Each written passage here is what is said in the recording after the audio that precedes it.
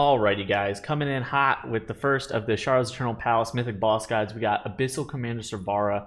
Abyssal Commander Sivara, not exactly the most challenging fight, but still an easy fight nonetheless. Overall for Balance Druid, it's one of the better fights for us, especially since it is just pretty high priority single target damage. Balance Druid, of course, very strong in the raid just in general. Making sure that you precast some abilities on the very beginning of your opener, like you did see from me there, is very important. In addition to that, making sure that you understand the difference between the toxic and the frozen debuffs that you will actually end up getting here. Basically, the toxic one will tell you basically don't move, otherwise you'll end up getting disoriented for 8 seconds, and then the frozen one will require you to actually have to move, otherwise you will actually get frozen. Both of these, of course, are terrible, so making sure that you continue to move or no, don't move, depending on which of these debuffs you actually have, is very, very important. As for Azerite, I am running 3 Streaking Stars, 1 Arcanic Pulsar, and then for your other 2, you're either going to be playing like Loyal to the End, Swirling Sands, Blightboard Infusion, Undulating Tide, something like that. Really just kind of make sure that you have triple Streaking and 1 Arcanic Pulsar, then you should be good to go. For Essences, basically you either want to play Condensed Life Force rank 3 or Visions of Perfection. It also kind of depends on your kill time.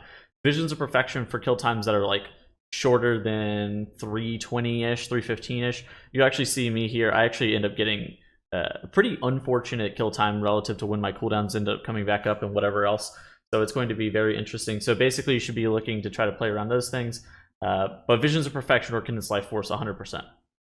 As for your minors, Conflict and Strife rank 3, Essence of the Focusing Iris, or Crucible Flame rank 3 are all very good as well. Abyssal Commander Sivara, of course, is a single target fight for pretty much the whole entire time. There's actually no ads that can actually spawn here, so there's no reason for Crucible Flame to not be very good.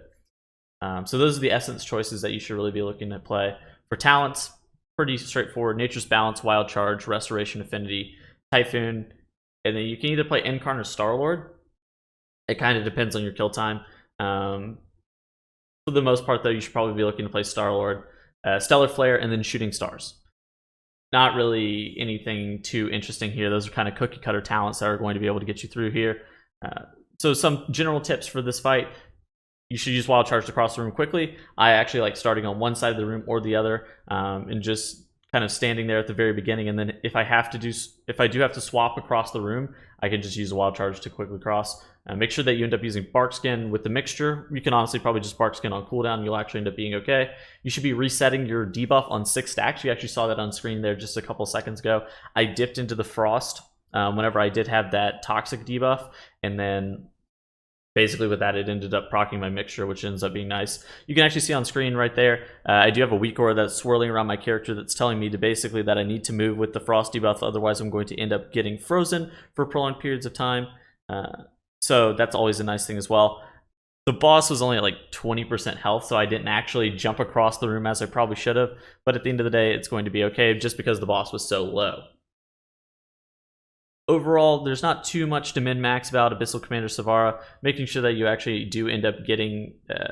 you move as little as possible, even if you do end up having this Frost debuff, is very important. Make sure that you end up jumping whenever you end up using your Star Surges, or whenever you're reapplying dots, or whenever you're using your Condensed Life Force are all very good tips for that. But other than that, pretty simple fight, very straightforward, a very nice first boss of the instance.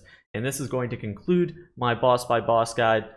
For Abyssal Commander Sivara. I'm going to be releasing more of these as I do end up getting them recorded, so stay tuned for that. Make sure you guys like, comment, subscribe. Check out all my stuff down in the description. I got a Patreon, I got a Twitch, I got all that stuff down there, so make sure you guys check that out. And hope you guys have a great rest of your day, and I'll see you in the next one.